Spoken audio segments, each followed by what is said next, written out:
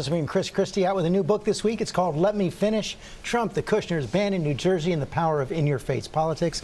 Welcome back, Chris. You know, we just heard Pierre say there's no direct charge of collusion in this latest indictment.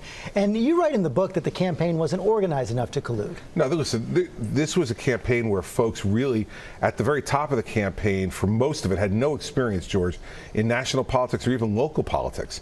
And so they were just trying to figure out how to get field people hired in places like Pennsylvania, let alone try to run some kind of Tom Clancy operation. They seemed willing to entertain information coming from the Russians, the Trump Tower meeting. And given that, how do you explain the wealth of lies about contacts with Russia? Well, look, George, as I say in the book, one of the president's biggest problems has been that some of the people he has surrounded himself with have just not been good people. You know, folks like Mike Flynn, folks like Steve Bannon, folks, you know, that all throughout the book you see Omarosa, for God's sake, being in the White House. I mean, these are just bad personnel choices, and I don't think the president understood as well as he does now that bad personnel choices lead to bad results. Talk about not understanding. You write of a scene inside, I think it was the Oval Office, the dining room off the Oval Office. You're having lunch with the president and Jared Kushner after he's fired Michael Flynn. They thought that would end the Russian investigation? Yeah, I said, you know, listen, Flynn's the only guy who spoke to the Russians, apparently, and he said, so, you know, I think this is going to end it, and I just laughed.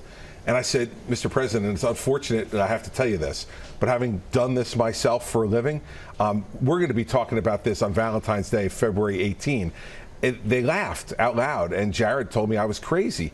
But they had no experience in government and no experience in this. And what I was trying to do was help them and say, listen, you guys need to get ready for a war. I turned out I undersold it, George. We're going to be talking about it on Valentine's Day 2019, not just 2018. And I think they just didn't understand that, and that's detailed pretty well in the book. So overnight, Howard Schultz thinking of running as an independent. We've got probably 20 Democrats looking to run. Some concern inside Republican circles that maybe President Trump is vulnerable to primary challenge. Do you think so? I don't think so.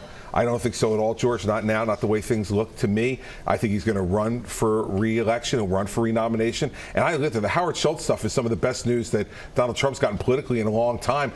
Coming in second only to Hillary Clinton saying she's not closing the door. I mean, if you have a Hillary Clinton candidacy and a Howard Schultz as an independent, you know what's going to happen. We saw what Ross Perot did to George H.W. Bush in 1992. He was right of center, and he took a lot of votes from George H.W. Bush, and many people think that led to Bill Clinton's election. I think Howard Schultz would do much the same thing to whoever the Democratic nominee is. I think it's good news for the president. Chris Christie, thanks very much. Thank you.